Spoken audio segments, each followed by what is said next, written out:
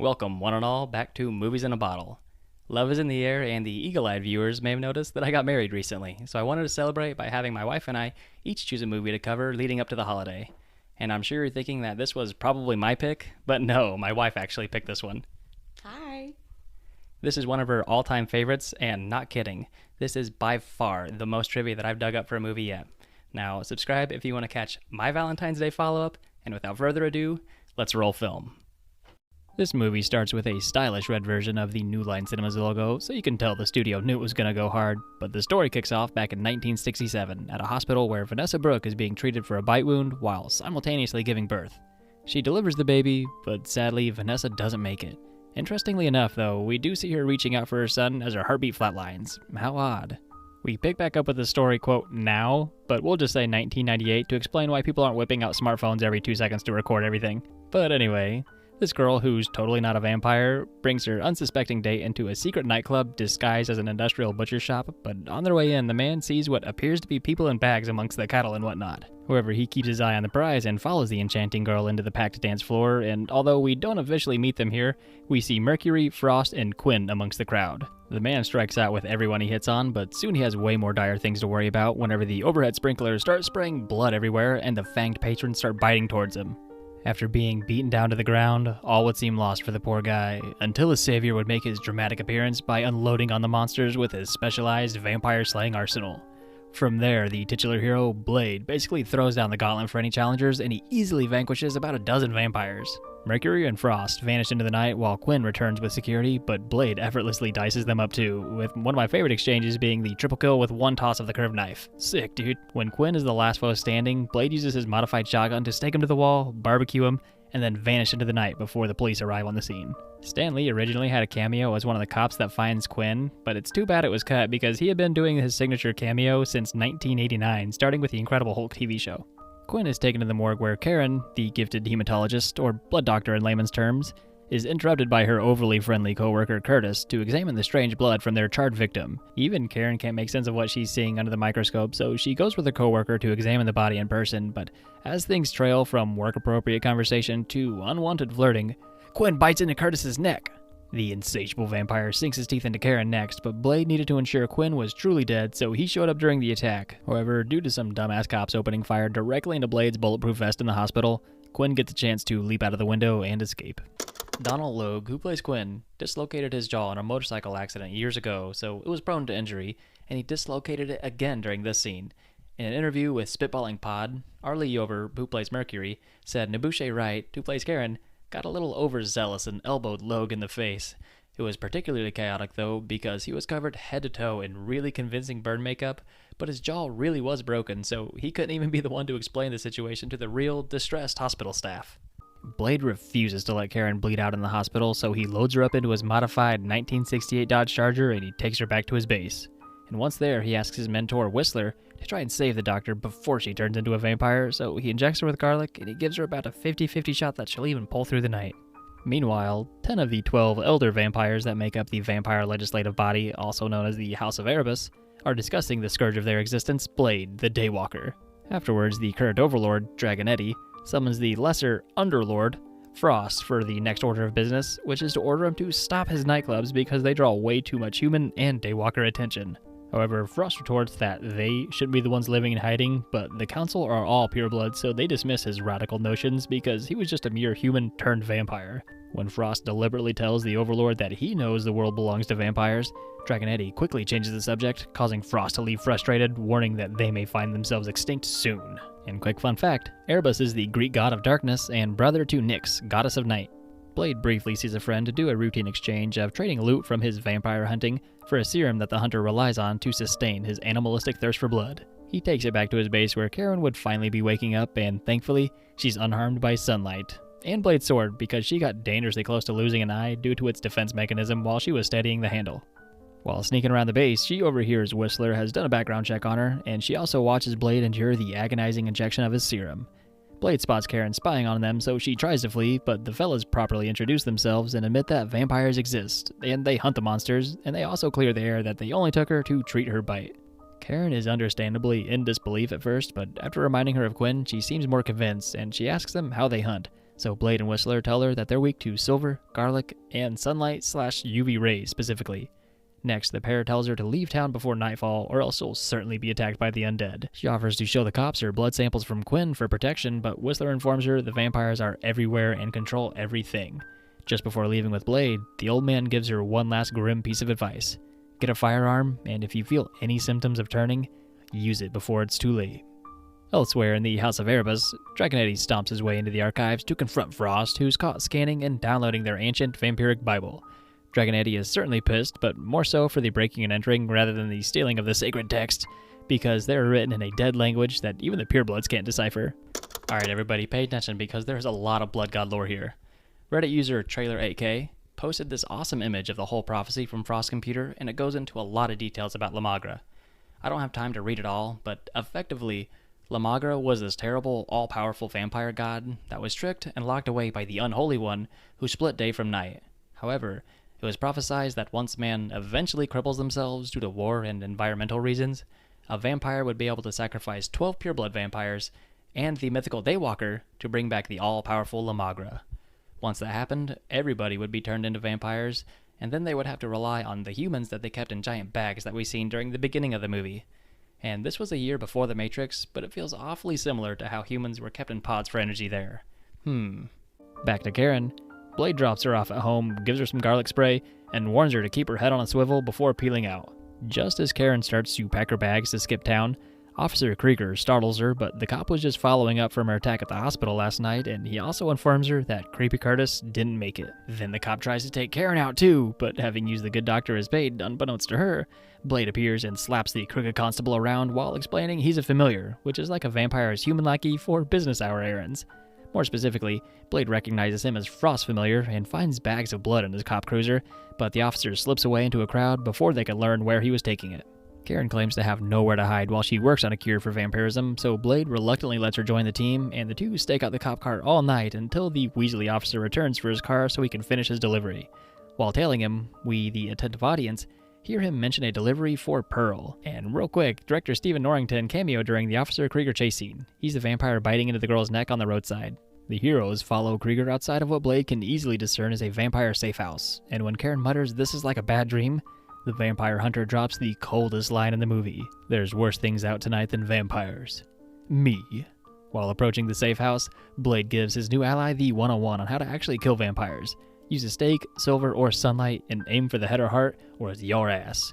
And remember that list, because we're going to revisit it later. And if you're wondering why crosses aren't on that list, it's because the director wanted to update the mythology because he thought it would be a silly conflict if they ran into a Jewish vampire. Sorry, I digress. Blade easily tears his way through the nightclub, tracks down Krieger, and after slapping him around like a bull in a china shop for a second time, the familiar gives up that the safe house is disguised as a walk-in freezer nearby. And once they're inside, the duo soon finds the House of Erebus archive room. Blade left Krieger alive so he could deliver a threat to Frost, and so the Underlord is begrudgingly pulled away from his archival research, and we briefly see someone familiar with him in his room, but we'll circle back to that later. Predictably, Frost doesn't take the update on Blade very well, and he tears his familiar's throat out on the spot. As always, thank you to the wonderful folks over at IMDb Trivia, but here are some fun and random bits. First, when Blade and Karen descend the elevators into the freezer, you can clearly see Wesley Snipes breaking character for just a moment before he's back to being his stoic self when the doors reopen. And then here's a little 2-for-1 special. Whenever Krieger goes to see Frost, we see someone watching Mortal Kombat, which was also released by New Line Cinema just a few years earlier in 1995. And I think it's very intentional that the girl watching Mortal Kombat was Ebony Adams, a national martial arts competitor that Wesley Snipes tracked down. And lastly, and definitely the most random, while Krieger is getting got, there's this blink-and-you-miss-it shot of a Spider-Man toy from a series called Vampire Wars by Toy Biz, which was released in 1996. Weird. Blade and Karen, or Blaren if they're feeling cute, venture down into the archives and find Pearl, the grotesquely overweight vampire, video chatting with Frost, who coldly refuses to send help to the archivist. Then this is that very memorable scene when Blade and Karen use a giant UV flashlight Whistler gave him to learn at least the cliff notes about the prophecy to sacrifice 12 purebloods to reincarnate Magra, and they are sure to take Pearl's hard drive containing that information too. 5 people were inside the silicone suit for Pearl, with a person for each limb and actor Eric Edwards as the head. I also read online that the director said Pearl became so obese due to devouring babies, and now I kinda wish they burned him more. After Pearl's interrogation, the duo bombs out a wall Legend of Zelda style to find where the House of Erebus has preserved seemingly the only pages of their original vampire Bible that chronicles their whole history. Blade becomes momentarily distracted whenever he notices a kid sitting in the corner, but she turns out to be the vampire karate kid just luring Blade into Quinn's ambush. As per usual, Blade limits the property damage to the absolute maximum while fighting the bad guys, but this time, there are just too many and Blade is overwhelmed. Quinn begins exacting his revenge on the Daywalker, but stops once Blade starts laughing, saying he's expecting company. Whistler has been listening in on a radio earpiece this whole time, and right on cue, he blows a hole in the wall and opens fire, Tony Montana style, allowing his allies to retreat with him into the newly exposed subway tunnel. We briefly see Whistler escape down a hatch of some kind, while Blade fights off Quinn and manages to escape with Karen by grabbing onto a train speeding by. Karen helps her friend set his shoulder and sees him take his serum again, and then accuses him of being a vampire, but he refutes that he's something else. Back at the base, Whistler gives Karen the rundown on Blade while he's resting. He was 13 whenever Whistler found him feeding on the homeless due to his bloodlust kicking in at puberty. His mom was attacked while she was pregnant, and sadly, she didn't make it, but because of this unique circumstance, Blade has vampire strengths, but none of their weaknesses, save for their thirst of course, and he also ages like any human. Karen thought the serum was supposed to suppress the thirst, but Whistler explains he's building a tolerance to it. Then to answer Karen's unspoken question, the old man shares how he had a family, but a vampire came along and not only ended them, but tortured them, so that's why he took up this crusade that he and Blade are still on to this day. And recently, they can tell the vampire ranks are growing, and they're all but certain Frost is behind it. Later that evening, Karen checks on Blade after hearing about his past, and the Daywalker clearly still resents himself for having to feed on people for sustenance before Whistler took him in, but Karen tells him that it's okay to let that go after all this time. Very intensely, Blade says that he's been hunting the monster that took his mother and cursed him, but whenever he slays a vampire, he gets a little piece of that life back, so no, he won't let go. I briefly want to compare and contrast the movie and comic book origins for Blade. I'm grossly oversimplifying things for time, but Blade, aka Eric Brooks, was born to parents Lucas and Tara Cross, who was using the alias Vanessa Brooks. While giving birth, she was attacked by Deacon Frost, and as we know, that's what gave Blade his signature daywalking abilities. In the comics, however, Blade sort of waxed and waned in popularity from his introduction in 1973 until this movie came out in 1998. Afterwards, Marvel modernized his appearance and abilities, but since they couldn't really retcon him being a daywalker since birth, they instead had Morbius, the living vampire, bite him during a Spider-Man comic to give him his signature daywalking powers. Lastly, Blade's modern design, as we know and love, is a bit of a chicken and the egg situation, though. Because both comics and movies take a little while to make, it's unclear whether the comics inspire the movies or vice versa, but all iterations after this movie are undeniably based on Wesley Snipes' portrayal. Now that the Underlord knows about the prophecy of Magra, it's time for him to make his move. First, Frost tells his girlfriend, Mercury, and Quinn, who's really upset about losing another hand to Blade, that after all this time hunting the dreaded Daywalker, they need him alive. Next, the villains capture Dragon Eddie to pull out his fangs, leave him for dead during a sunrise, and then return to the rest of the Vampire Council with the old Overlord's bloody fangs to demonstrate that Frost is the new Overlord in charge. And as his first order, he asks for 12 volunteers. Purebloods, of course. Before heading out on tonight's mission, Blade leaves Whistler with a hard drive from Pearl and a piece of the Vampire Bible that he snatched from the archives just to see what he can find out about it. Also, Karen was quite busy during the party's downtime because she borrowed some lab equipment from her job to work on a vampire cure. And while she hasn't found that yet, she did create the exact opposite, and she made a chemical weapon that explodes if it touches vampire blood. She then draws some of Blade's blood to help find a cure, and Whistler finds her looking terrible later, deducing that they didn't treat her in time, so she likely only has a couple of days left before turning. Damn. Afterwards, Blade was strolling through the city during broad daylight whenever the impossible happens. Using copious amounts of sunblock, Frost appears with a kid held hostage so he could try and trick the Daywalker into joining forces, but instead, Blade quotes the part of the prophecy that he heard from Pearl. Whenever it's crystal clear that this ruse isn't working, Frost throws his hostage, and here's why I love Blade. He doesn't just immediately run for the kid. He tries to take Frost out until he escapes, and then he goes to help the kid. Okay, I'll admit, it's probably just a generic action line, but Frost and David from the Lost Boys, who are both vampires, both casually drop the line, "My turn," on their hero during a big fight. And I've probably seen Lost Boys more than any other movie, so I see it as an homage, but either way, both movies use the same makeup artist for their vampires, Greg Canham. Nice work, Greg. Back to Karen. Whistler listens as she explains her findings on vampirism, and after studying Blade's blood, she suspects that she can cure the virus by using newly developed methods for treating sickle cell anemia. She isn't sure if it'll work on the Daywalker since he was born with vampirism, but she is confident that she can cure his thirst if she has more time. However, they've cracked Pearl's hard drive, and they know that they don't have much longer before the dreaded prophecy is realized. Suddenly, they hear Quinn's familiar laughter echo through the base, and then Frost and his vampires ambush the pair, severely injuring Whistler and taking Karen. Our hero returns to find his base totally ransacked and a tape that reads, "Play me," next to his mentor just barely clinging to life. Whistler jokes that Frost took Karen, and how Blade, the Daywalker, is their key to bringing about Magra's vampire apocalypse.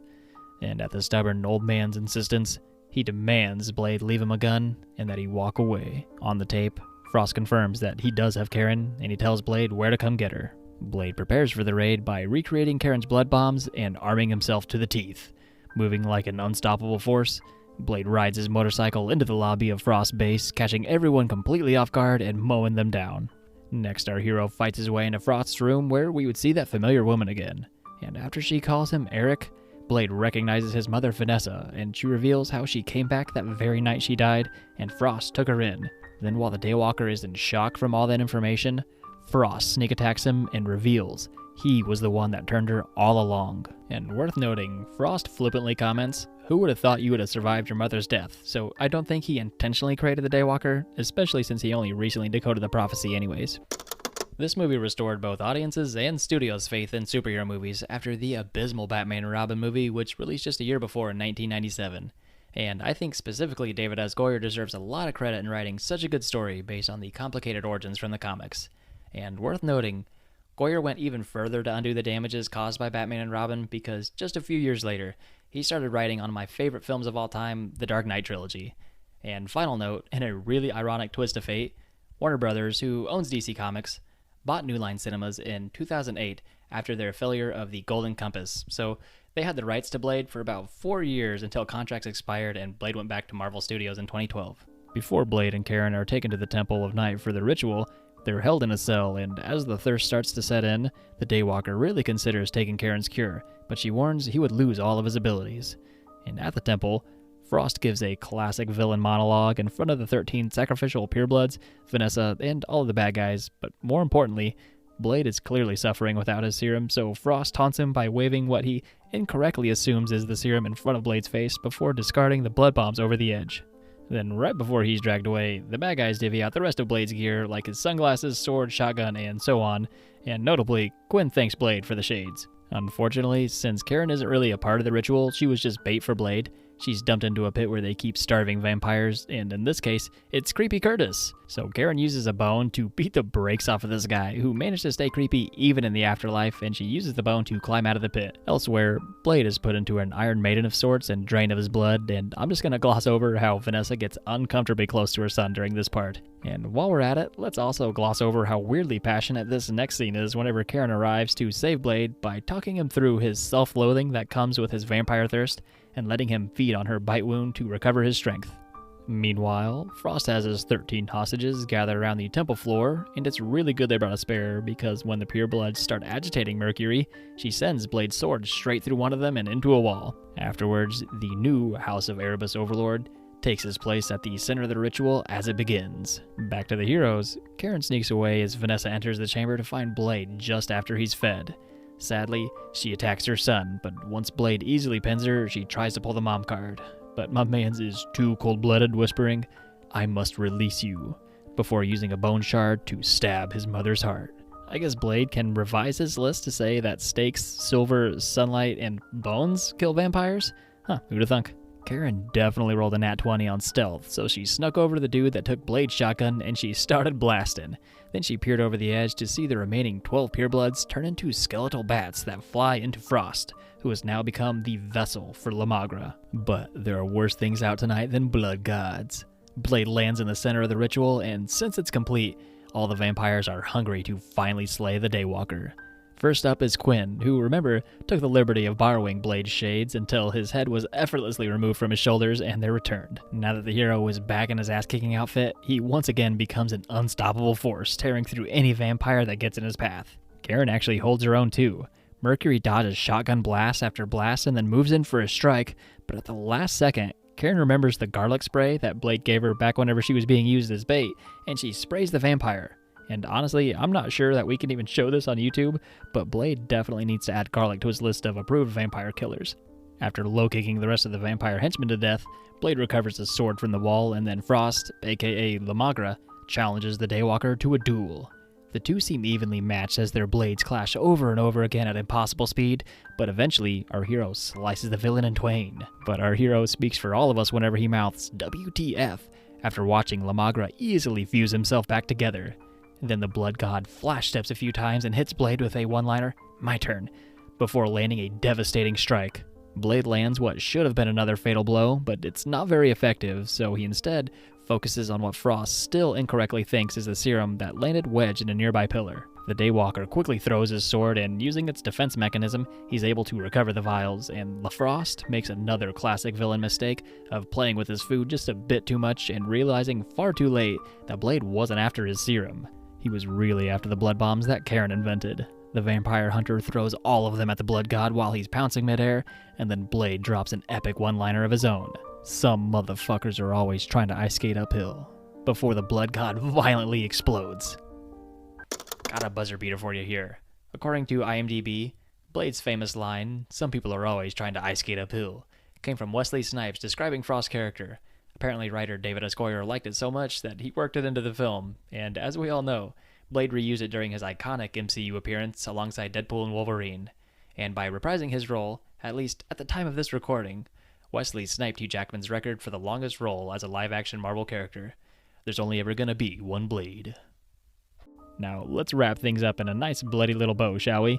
The two make their way outside, and Karen's first thought is getting back to the lab to cure Blade, but he declines, telling her that he still has a job to do. If she still wants to help, she can make a better serum. And in closing, we see that Blade has indeed continued Whistler's crusade, and it's taken him far across the world to Moscow, where our hero finds a woman who's about ready to become vampire prey, so the Daywalker gets to work. This movie almost went the way of the Scorpion King in The Mummy 2. The original final battle was going to be against Magra in the form of this giant gelatinous blood monster thing, but test audiences hated it so much that we ended up with the awesome sword fighting showdown.